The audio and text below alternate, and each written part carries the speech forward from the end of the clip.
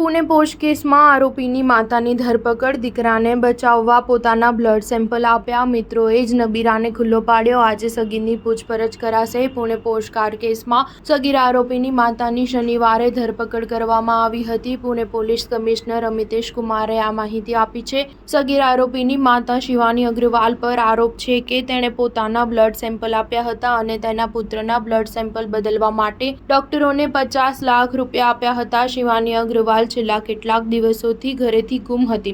મોડી રાત્રે તેની ધરપકડ કરવામાં આવી હતી અને આજે તેને કોર્ટમાં હાજર કરવામાં આવશે। પોલીસે કોર્ટને જણાવ્યું હતું કે સગીર આરોપીના બ્લડ સેમ્પલને મહિલાના સેમ્પલ સાથે બદલવામાં આવ્યા હતા, જેથી તે બતાવવામાં આવે કે તે ઘટના સમયે નશામાં ન હતો। આ મહિલા બીજું કોઈ નહીં પણ આરોપીની માતા હતી। આ દરમિયાન પુણે પોલીસની ક્રાઇમ બ્રાન્ચ આજે સગીરની પૂછપરછ કરશે। પુણેના કલ્યાણીનગર વિસ્તારમાં 18-19 મેની રાત્રે 17 વર્ષના 8 મહિનાના છોકરાએ બાઇક સવાર યુવક અને આઈટી સેક્ટરમાં કામ કરતી યુવતીને ટક્કર મારી હતી, જેના કારણે બંનેના મોત નીપજ્યા હતા। ઘટના સમયે આરોપી નશામાં હતો। તે 200 કિલોમીટર પ્રતિ કલાકની ઝડપે કાર ચલાવી રહ્યો હતો।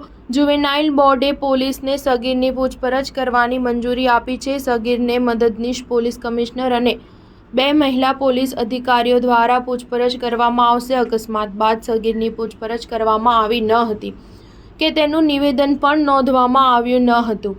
પુણે પોલીસે બાળ અધિકાર ન્યાય બોર્ડને પત્ર લખીને સગીરની પૂછપરછ કરવાની પરવાનગી માંગી હતી। આ પછી શુક્રવારે જુવેનાઇલ બોર્ડ પોલીસને તપાસની મંજૂરી આપી હતી। આ પૂછપરછ દરમિયાન સગીરને ઘટના સાથે જોડાયેલા અનેક સવાલો પૂછવામાં આવશે। તેની સાથે બાળ અધિકાર ન્યાય મંડળના સભ્ય હાજર રહેશે। સ્ટાર ન્યૂઝ 7 હંમેશા સચ્ચાઈની સાથે।